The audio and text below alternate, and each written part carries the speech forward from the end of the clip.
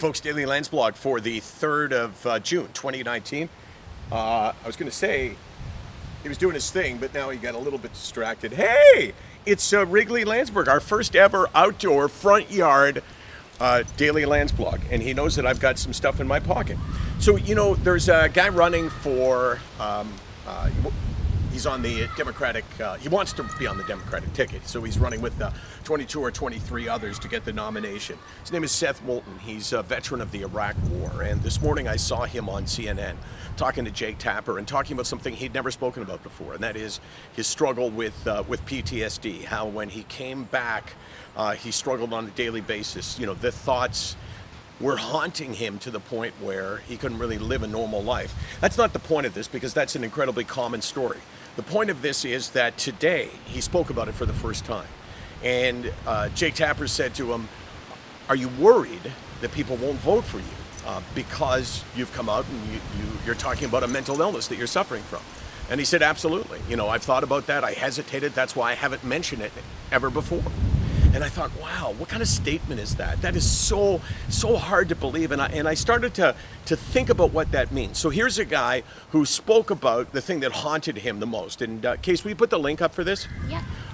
He spoke about the fact that they were, this was shortly after, I guess, the Iraq invasion, and they were driving, and there was a family of Iraqis that were trying to escape the conflict, and the Americans thought that they were Iraqi soldiers, and they ended up shooting something at the car. The car blew up, the parents died, and the boy was on the road.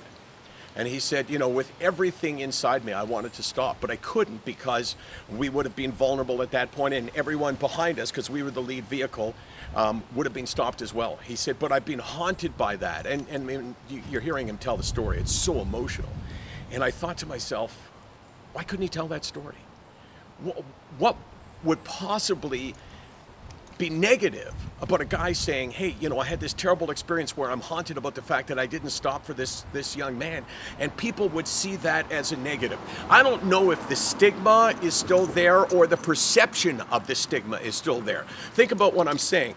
Is this in his mind existing because he's thinking to himself, well, I can't talk about this because people will think less of me? Or since he shared it, are people going, well, why would we think less of you? So I don't know if it's a perception of the stigma or the stigma. I just know it's 2019, and here you have a guy who was literally less afraid to drive towards the battle scene than he was of telling his story publicly. He feared the bullets less than he feared the stigma. What does that say? SickNotWeak.com, 24 hours a day, 364 days a year. We're here because people need to know that not only is what he said not a weakness, it's a strength.